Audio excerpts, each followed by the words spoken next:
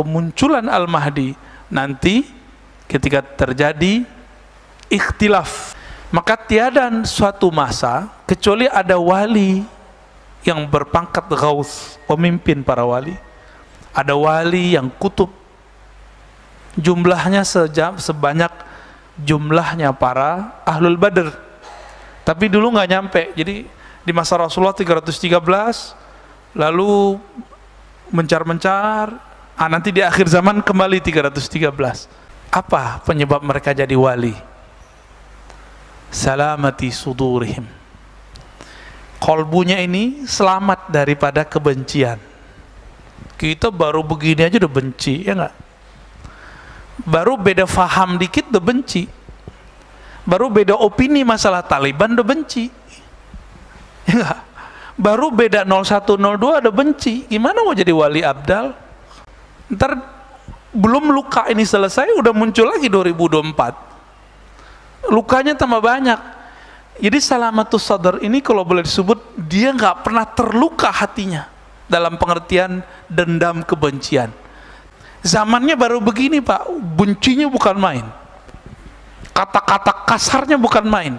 Saya nggak bisa bayangkan nanti. Wajar kalau pejuang akhir zaman itu gak banyak. Zaman itu jangan dibayangkan lari kayak kita lari Pak. Ini hariban ila Makkah, ini yang dijelaskan oleh Al-Habib Omar. Di masa itu orang bolak-balik Mekah Madinah sekejap, nggak pakai kendaraan, maka disebut hariban. Hariban tuh huruf cepat sekali. Ini salah satu karomahnya Imam Al-Mahdi, bolak-balik kemana-mana. Kalaupun terjadi, ini kita anggap hadis sahih, kekhalifahan sekarang udah nggak ada. Nah, di beberapa riwayat itu disebutkan di sisi Ka'bah atau di sekitar Ka'bah, di sekitar Mekah. Maka riwayatnya tadi, fayakhruju rajulun min ahli al-Madinati hariban ila Makkah. Ini hariban ila Makkah, ini yang dijelaskan oleh Al-Habib Omar. Di masa itu orang bolak-balik Mekah Madinah sekejap, nggak pakai kendaraan. Jadi nanti ini sudah nggak ada yang kita sebut sekarang mobil yang kita pakai udah nggak ada, motor yang kita pakai udah nggak ada Pak. Ini serius loh Pak ya. Handphone udah nggak ada ntar. Handphone nggak ada, terus mau ketemu di mana? Ini sekarang nih mohon maaf lagi banyak muncul gerakan pemukiman akhir zaman. Ya boleh lah. Tapi kalau pemukiman akhir zaman bahwa di situ ada Al-Mahdi, itu semuanya halu. Kenapa? Nanti kita nggak bakal tinggal di sini. Jadi kalau antum buat pemukiman akhir zaman di Jakarta, di Bandung, di sekitarnya, di Sumatera, di Kalimantan, itu jangan-jangan ada orang lagi cari cuan, memanfaatkan gerakan akhir zaman tanpa disadari oleh orang yang bergerak ini. Ada orang-orang di belakangnya. Kenapa? Nanti semuanya akan berbaiat kepada Al-Imam Al-Mahdi di Mekah sesuai dengan hadis-hadis yang kita baca ini. Berarti nanti tinggal nggak? Terus gimana caranya ke Mekah? Kan kendaraan sudah nggak ada. Gimana Pak? Terus titik kumpul di mana mengumpul Pak? Pakai handphone apa? Pakai telepon mana? Telkomsel udah nggak ada, ntar Indosat nanti nggak ada. Percayalah ya. Kita bukan cocok logi. Sekarang ilmuwan sudah memprediksi hal yang sama. Sama sudah mereka. Bahkan mereka sudah buat filmnya. Imajinasi itu kan campuran antara saintifik dengan fiktif. Tapi ada kebenarannya. Terus pakai apa Pak ketemu itu? Maka disebut Abdalus Syam. Abdalus Syam karena kolbunya selamat, kolbunya bisa berdialog jarak jauh.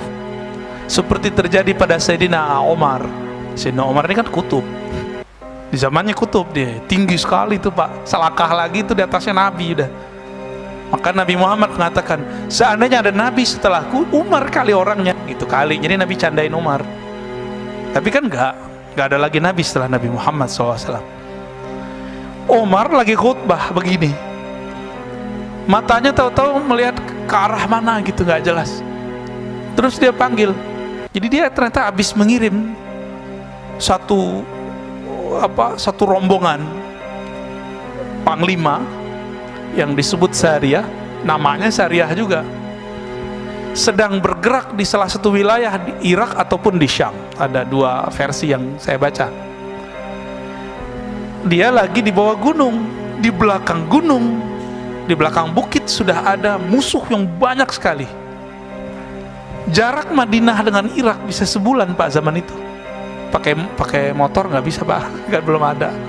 Pakai onta sama pakai kuda. Apa kata Umar? Lagi khutbah dan didengarkan oleh semua orang yang ikut mendengarkan khutbahnya.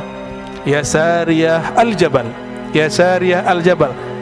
Itu kalau Umar kolbunya nggak tembus, dan Sariyah pemimpin di sana, panglima di sana, jenderal yang sedang bertugas, nggak punya kolbu, nggak bisa dengar dia. Kebayang?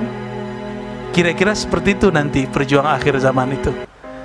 Jadi bukan kita sekarang menemunuhin bunker, ya sekarang kan begitu. Ayo kita timbun emas.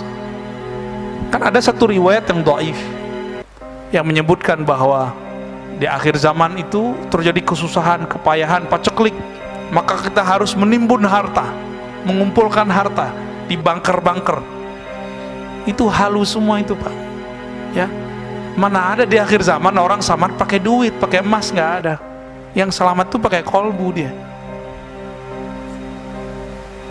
Itu yang disebutkan di Quran, kam min fi'atin qalilatin ghalabat fi'atan katsira.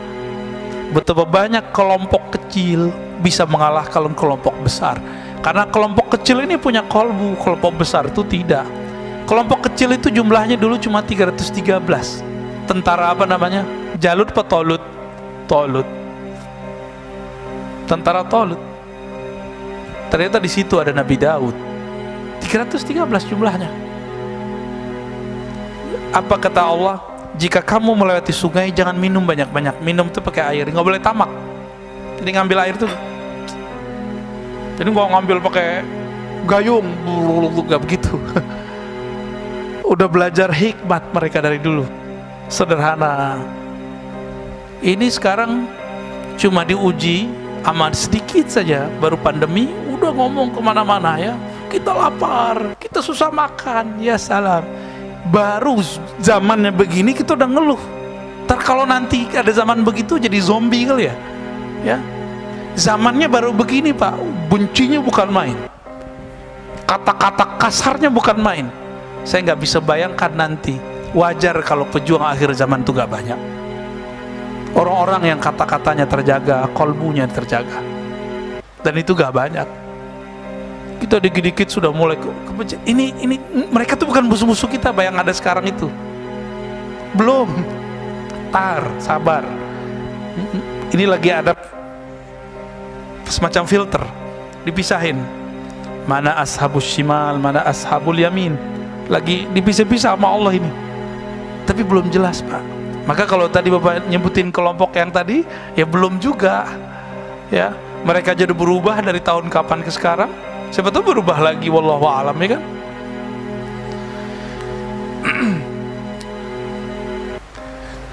Maka kesimpulan hadis ini, jika hadis ini mengikuti manhaj Abu Daud, maka minimal dia saleh, hadisnya bagus.